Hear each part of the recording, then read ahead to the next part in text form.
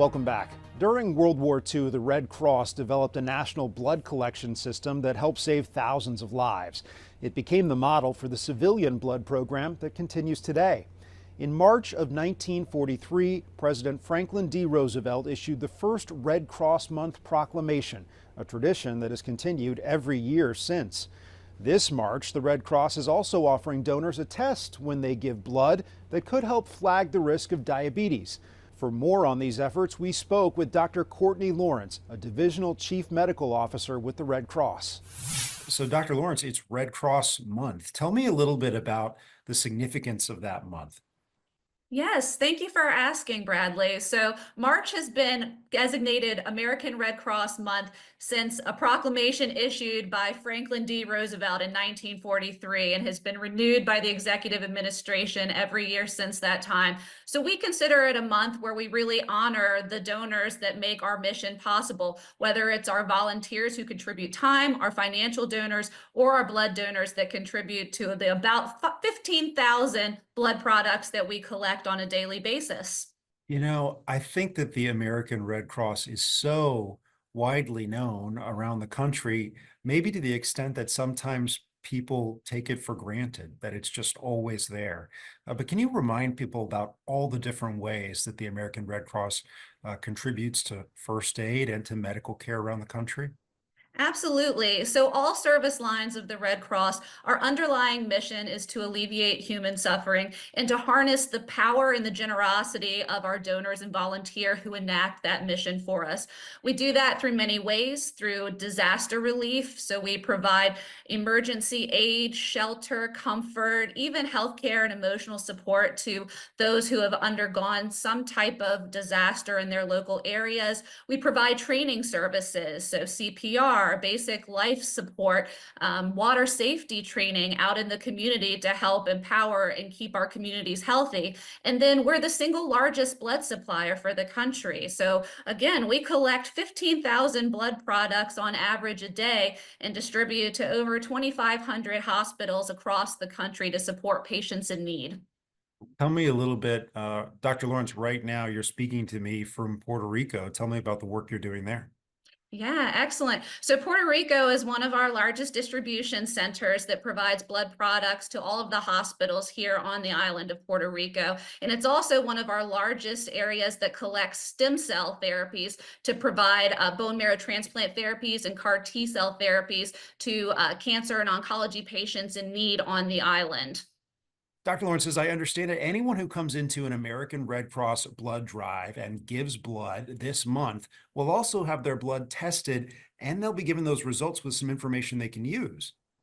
That's exactly right. So every donor who completes a successful blood donation during the month of March will be able to access within 2 weeks the results of their A1C testing, which is a screen for prediabetes and diabetes. And they can access their results along with other types of healthcare information that are often part of our regular donor screening, like heart rate, blood pressure, hemoglobin level, through their health charts on the Blood Donor app or through their donor account at redcrossblood.org. And so we hope that that information will be valuable to empower our donors to use for their healthcare and make good decisions. There's a real focus right now on cuts in Washington with federal spending. Is that affecting the American Red Cross, and does it make donations even more important? That's an excellent question, Bradley. So Red Cross has always relied on the generous financial and time donations of their volunteers and their donors, and we will continue to do so. We do rely heavily on the American people for being able to support our mission to deliver aid to those in need and to deliver blood products to patients in need. We've been very fortunate to get support from our government partners and from our executive administrations, and we anticipate that we'll continue to see their support for our mission, but we continue to really value the American people who contribute to our mission every day. All right, Dr. Courtney Lawrence with the American Red Cross. Thank you, and happy American Red Cross Month. Thank you so much, Bradley. Heart disease is a leading cause of death in the U.S., but a new survey shows many Americans are unaware of some of its major risk factors. Michael George shows us how we can all improve our heart health. A few months ago, 56-year-old Pamela Kays started to feel sick at work. She was sweating, her jaw clenched, and her chest felt tight. As a nurse, she recognized what was happening and told her coworkers. And so I said, ladies, I'm having a heart attack. And they said, really?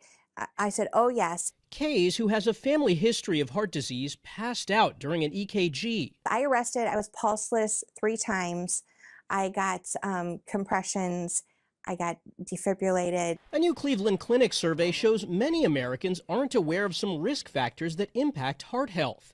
40% didn't know using tobacco harms the heart. 62% didn't know air pollution does too.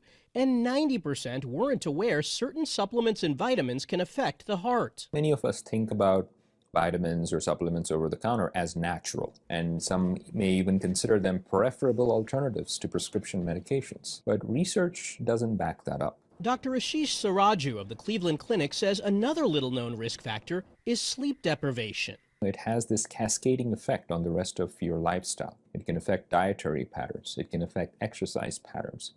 It can be a sign of undiagnosed sleep apnea. Kays says women need to be just as aware of heart attack warning signs as men. Women tend to get more subtle signs, like they might feel like they just have the flu. Sometimes people are nauseated and they're just very tired feeling, and they know something's not quite right.